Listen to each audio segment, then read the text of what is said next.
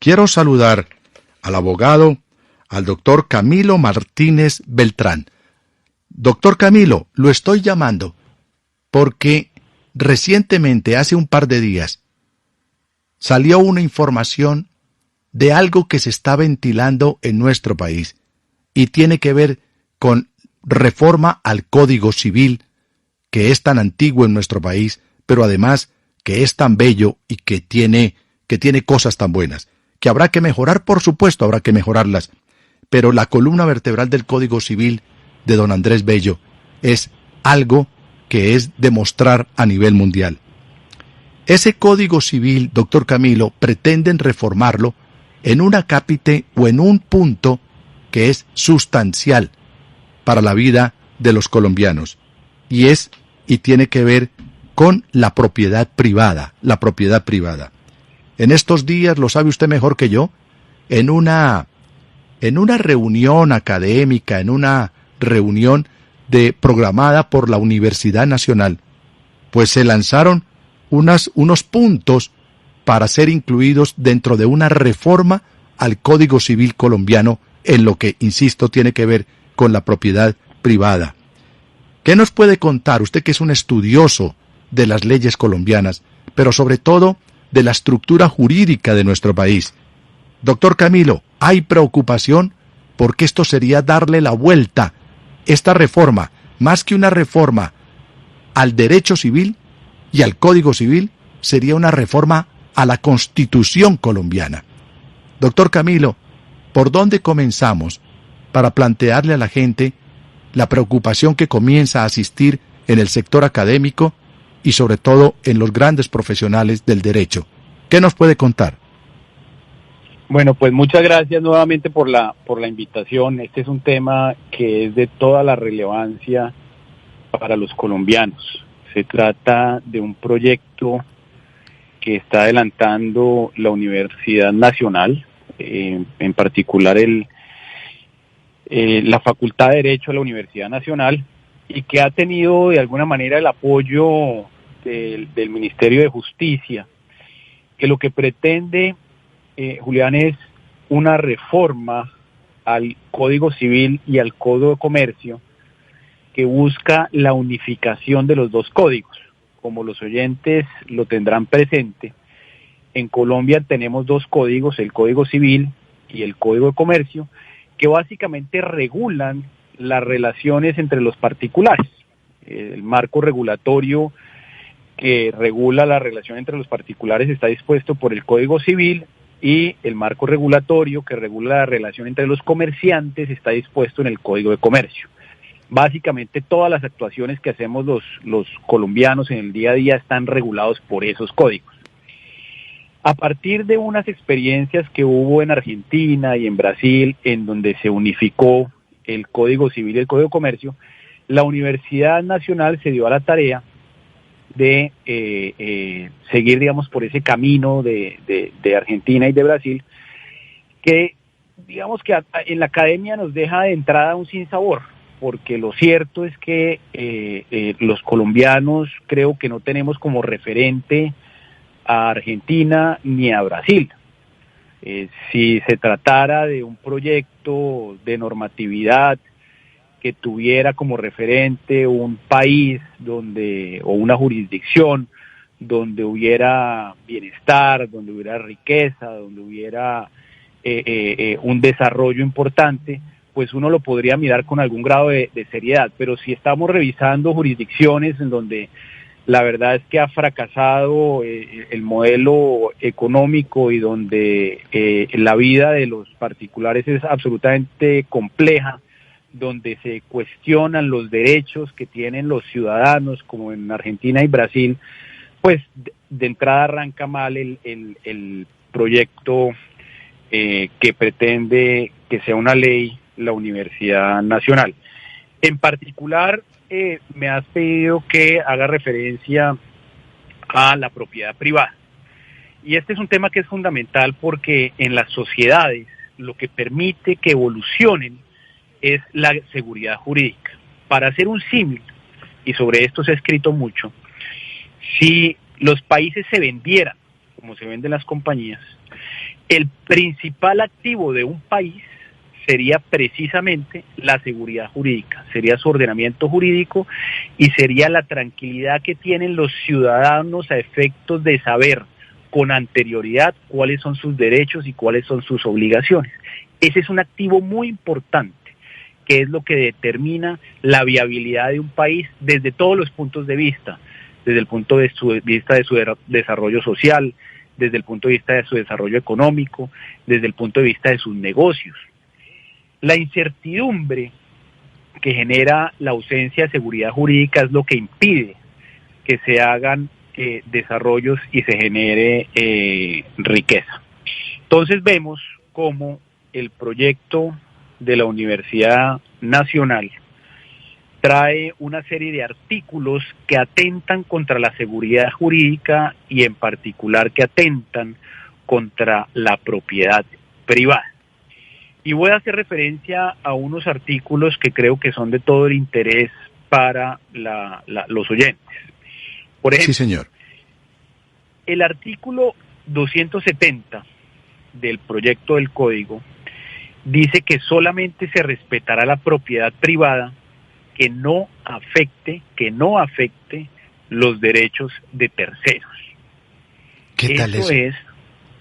Claro, eso es una definición realmente etérea, es una definición realmente subjetiva, porque los derechos de los terceros, planteada como un derecho general, pues nadie lo sabe.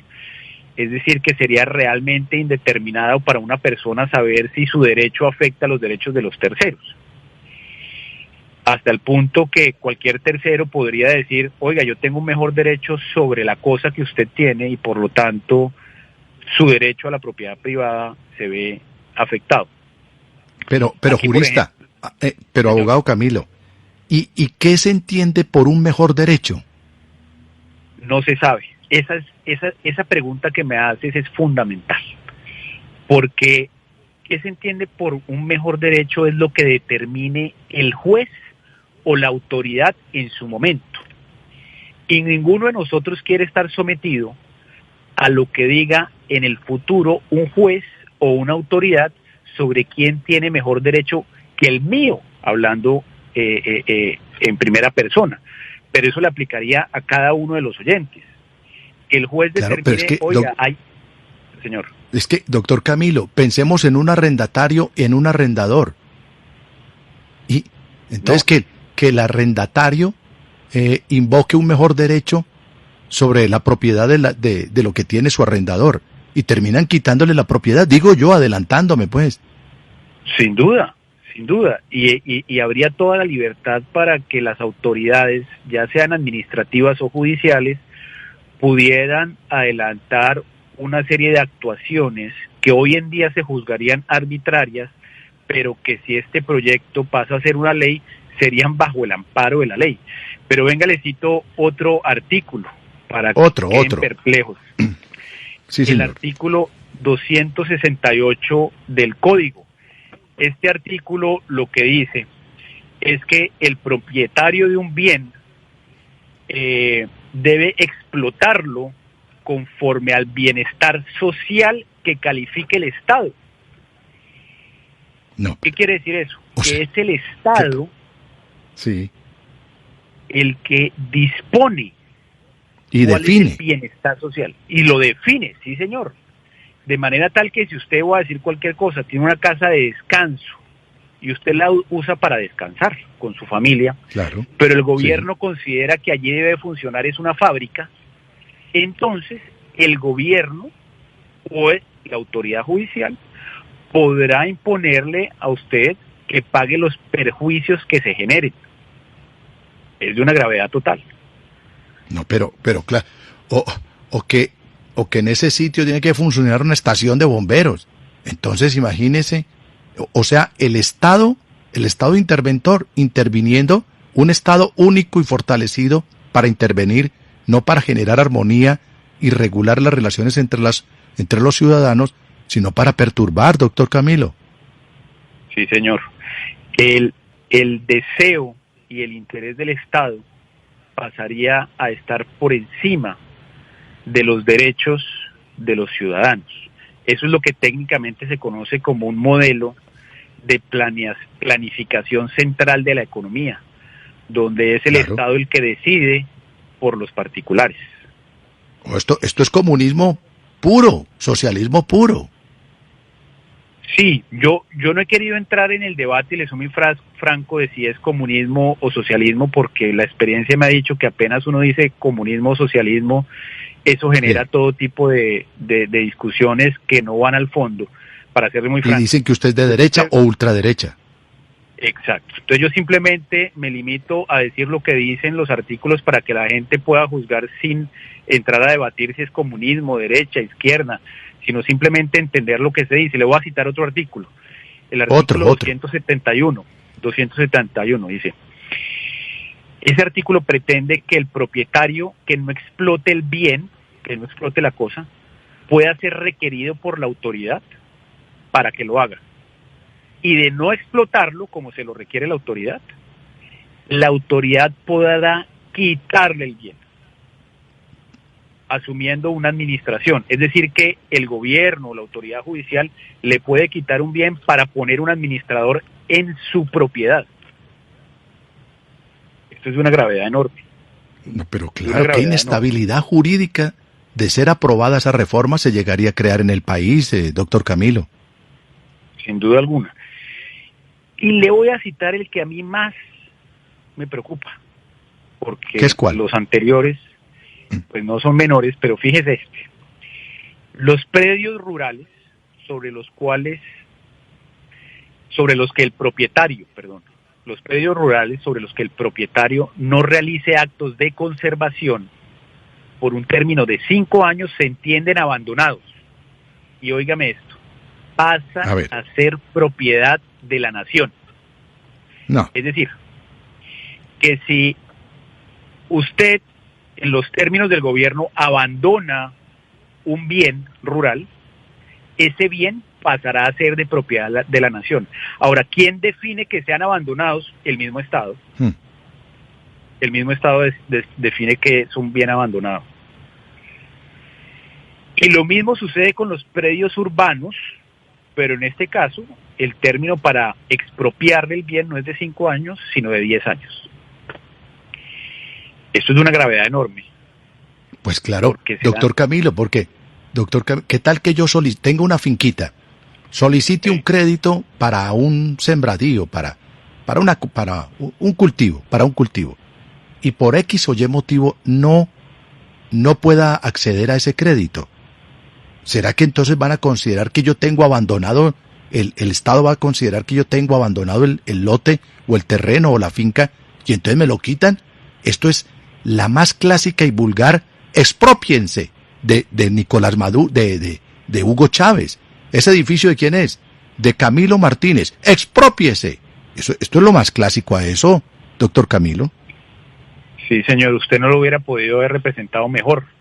Es tal cual esa situación, donde el Estado, y sobre todo aquí como sociedad tenemos que pensar que los gobernantes son de turno.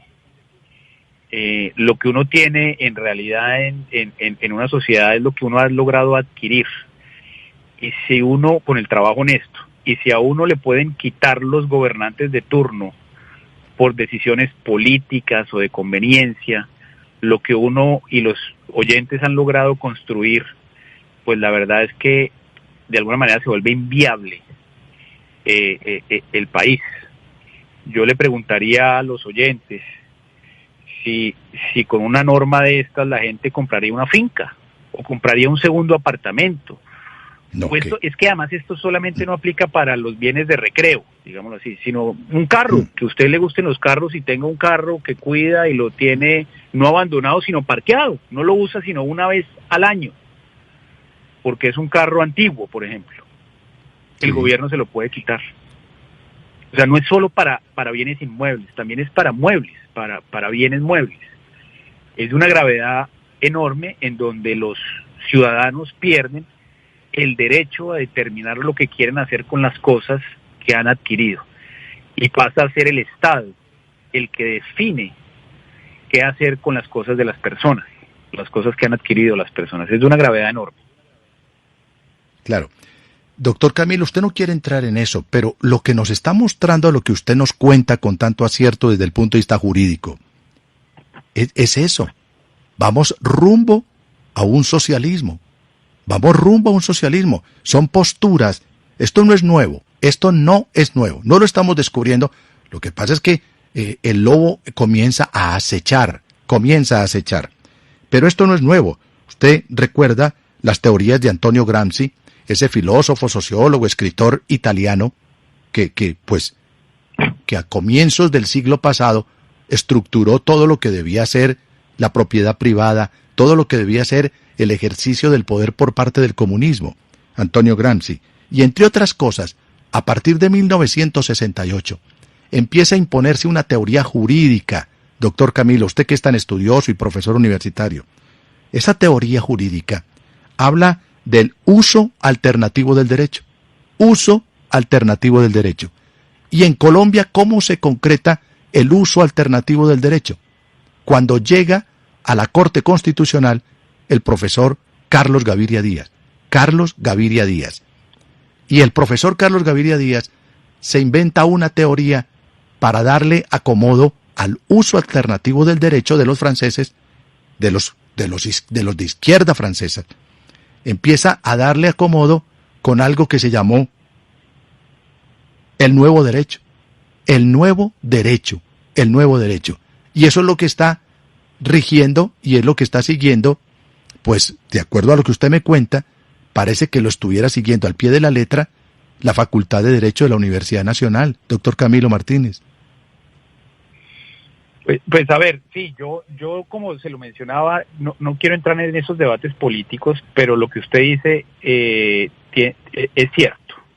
Digamos que el modelo de planificación económica central, que es lo que se buscaría con un proyecto de estos, es que sea el Estado desde su centralismo el que defina los derechos que tienen los particulares.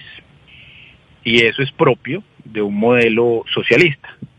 Eso es propio de un modelo en donde, por ejemplo, en Venezuela o en otras jurisdicciones, son los gobernantes los que deciden lo que pueden hacer las personas, los activos que pueden tener, los bienes que pueden tener, cómo los pueden usar. Es decir, las libertades se acaban. Y esto sí, sin duda alguna, como está siendo representado por este proyecto de código, implica que es el Estado quien podría tomar esa serie de decisiones por los particulares, ya no los particulares con sus libertades propias de la Constitución del 91, sino que sería el modelo central quien destinaría los activos de los particulares a lo que el modelo central bien tenga. Entonces lo que usted dice sí es correcto. Claro, pero doctor Martínez Beltrán, es que mire lo peligroso por los caminos que estamos transitando. Es que ya ni siquiera esto es expropiación. Esto más allá, y de manera precisa, me atrevería a decir lo que es confiscación. Y la diferencia entre expropiación y confiscación es que para la expropiación puede haber una indemnización. A usted doctor Camilo, necesito ese lote suyo, entonces el Estado lo necesita. Pero para no quitárselo, se lo compro. Puede ser a un bajo precio, a un mediano precio, pero se lo compran. Aquí, por lo que usted nos está relatando en Nocturna de RCN, aquí lo que le están es confiscando a la gente. Si su lote, si su finca, si su casa la consideramos no bien explotada, pues se la vamos a quitar, porque la propiedad se la vamos a dar a quien el Estado considere que la necesita. Eso es el más clásico, es el de los clásicos postulados del comunismo y del socialismo, doctor Camilo. Usted me dice que no tocó ese tema, pero es que, doctor, si uno no se mete con la política se mete con uno.